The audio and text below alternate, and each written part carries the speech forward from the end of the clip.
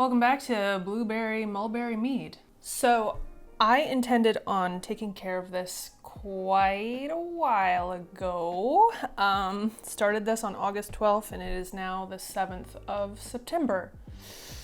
Almost a month. I don't usually like leaving fruit that long. Oh yeah, it's just like a colorful mush, basically. You know, I kind of thought all the color would be sucked out by now, but I guess not. It's still a really, really lovely color. I guess I just had so much fruit in here that it couldn't take any more color. All right, I'm just gonna scoop this out as best I can. It smells really good.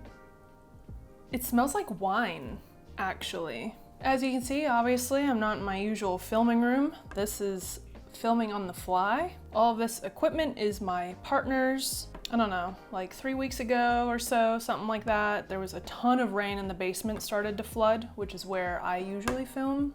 So we had to take everything down, but also he has been using a lot of his gear for his job. And also I am in college again. That is the reason why this is so late coming out, is because I've been busy with school and I haven't had time.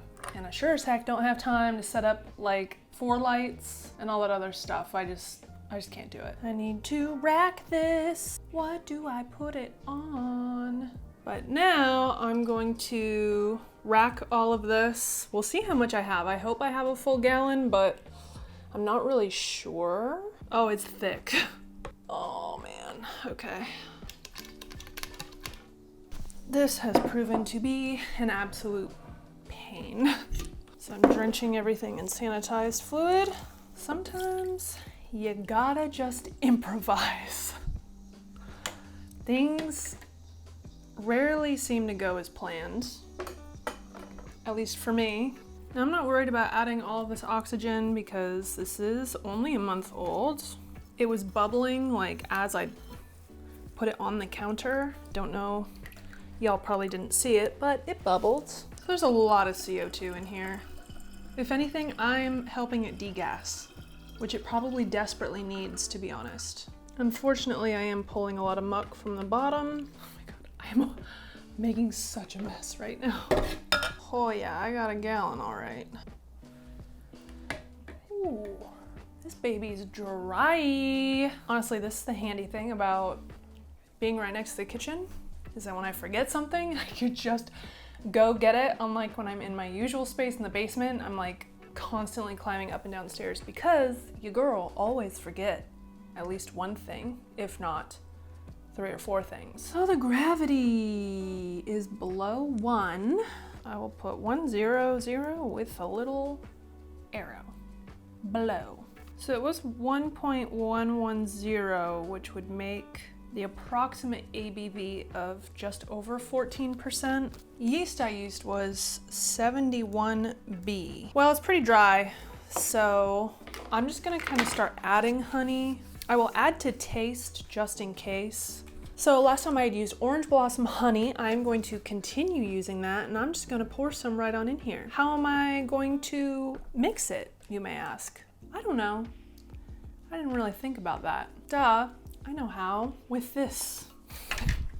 Just a part of the racking cane. So I'm just gonna stir this up a bit and then I'll take another gravity reading and see where we're at. It tastes like red wine, but sweeter. That mulberry actually really comes through. That has a really good mulberry taste, and I think the blueberry complements it really well, to be honest. And you can taste some of the orange blossom as well. It's not quite to 1.020.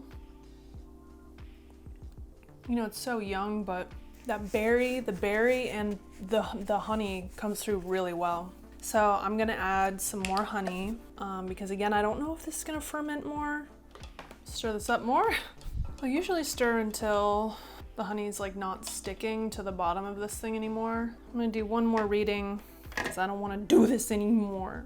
It is like 1.024.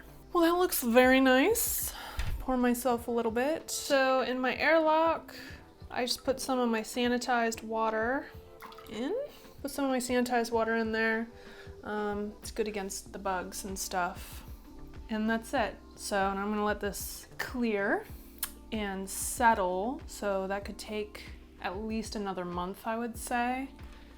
And then we're gonna rack it again and keep my eye on it, make sure it does or doesn't re-ferment. Yeah, so we'll max out that alcohol, max out the yeast, so that we don't have to put sorbates, you know, potassium sorbate or anything like that in there, because I don't like that stuff. I'm personally a little bit sensitive, and people who are close to me are also sensitive to it. Anyway, so I want to max out those yeasts so that I can make sure I can back sweeten and have some nice sweetness at the end, because this mead is going to, I don't know, I don't feel like it needs it.